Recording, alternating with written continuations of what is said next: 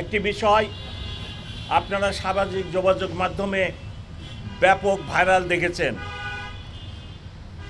Police যখন কোনো একটি অরাজকতা ঠেকানোর প্রতিহতের চেষ্টা করছিল, তখন আমার অফিসারদের সাথে কী ধরনের ব্যবহার করা হয়েছে অত্যন্ত দুঃখজনক।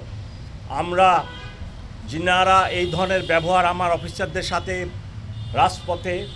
রাস্তায় করেন, আমি তাদেরকে অনুরোধ করব আমার অফিসারদের সাথে আপনারা এহেন আচরণ করবেন না।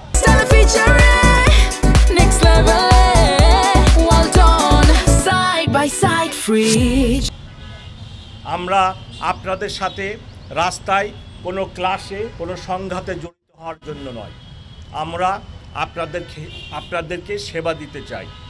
আপনারা যে কাজটি করতে চাচ্ছিলেন সেটি করলে সমাজে, ঢাকা শহরে, দেশে একটা অরাজকতাপূর্ণ পরিবেশের সৃষ্টি হবে।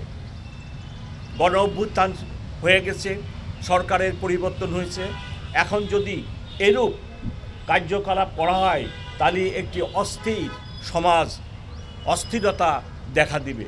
সেজন্যই আমরা সেটি রক্ষার জন্য আমার অফিসাররা নিয়োজিত ছিল। কিন্তু এরূপ ব্যবহার আমাদেরকে বড়ই মর্মাহত করেছে। আমরা এরূপ ব্যবহার কোনো শিক্ষিত বুঝবান মানুষের থেকে আশা করি না। আরেকটি বিষয়, গতকালকে রাত্রিরে আমার একজন অফিসারকে ককটেল মেরে যেভাবে আহত করা হয়েছে, আপনারা প্লিজ এই নিউজ প্রকাশ করেন। আমার নিরপরাধ অফিসার রাস্তা দিয়ে থানার সামনে ছিল, আপনি নিরপরাধ মানুষটিকে এইভাবে ককটেল মেরে আহত করলেন। এতে আমার অফিসারদের মনোভাব নষ্ট হয় এবং পরিণতিতে আমরা সবাই ক্ষতিগ্রস্ত হব। যদি আমার অফিসারদের মনোবল ঠিক না থাকে, আপনারা দেখছেন 5ই আগস্টের পরে আমি নিজে রাত্রে দেখেছি 80 বছরের বৃদ্ধ লোককেও বাঁশের লাঠি নিয়ে মহল্লার মধ্যে মহল্লা পাহারা দিতে হচ্ছে। আমার অফিসারদের মনোবল যদি ভেঙে যায়, তাহলে আপনাদেরকে আবার এই নিজেদেরকে বাঁশের লাঠি নিয়ে বৃদ্ধ লোককেও রাস্তায় নেমে তার বাড়িঘর এর পাহারা দিতে হবে। সো যারা এই ধরনের দুর্বৃত্তায়নের কাজ করতেছেন, ককটেল মেরে আমার লোকের মনোবল ভাঙার জন্য চেষ্টা করতেছেন, প্লিজ তাদের কাছে আমার অনুরোধ, আপনারা এইরূপ কাজটি করবেন না। আসুন আমরা সবাই মিলে চেষ্টা করি নিরাপদ থাকার জন্য, ভালো থাকার জন্য।